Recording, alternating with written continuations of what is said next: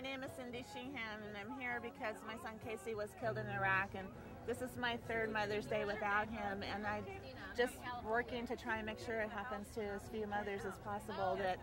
And all mothers all over the world have been left, you know, in this situation because of George Bush and his policies. My documentary is called Scale, Power and Change in the Media Age.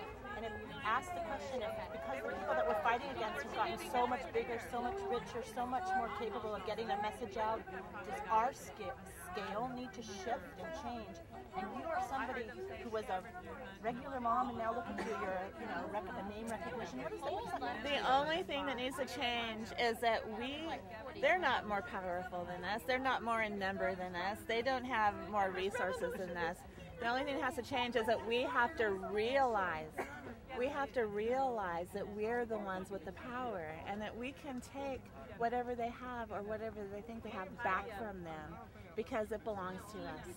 The power belongs to us, our resources, the wealth of this nation, our good name, our good reputation. It belongs to the people of America, not to George Bush and the neocons. And that's as soon as we realize that, and I think we are waking up to that fact, then the world will change.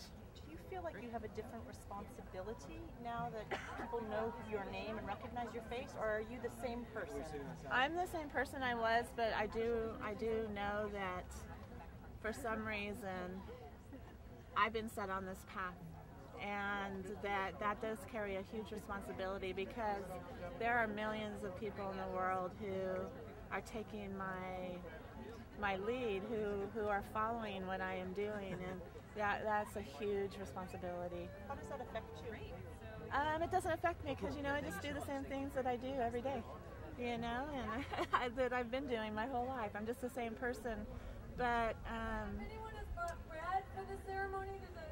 I just have to be a little more aware that I'm not doing it, under a glass.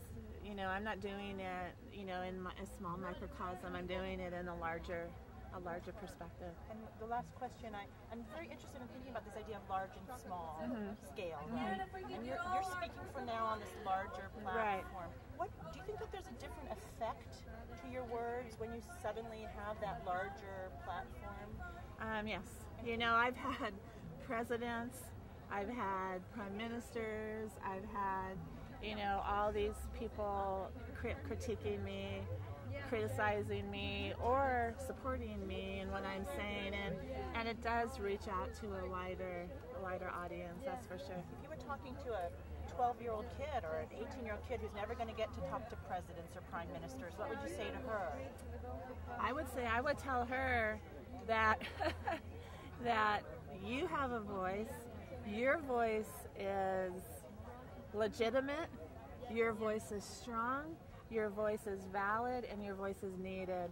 And the people who are presidents, prime ministers, or whatever, they're just a person like you, and you guys have one thing in common, and that's your humanness. And don't be intimidated by them because they think they're the ones with power, because they're not. Did you feel like you lost anything as you suddenly had all this attention placed upon you?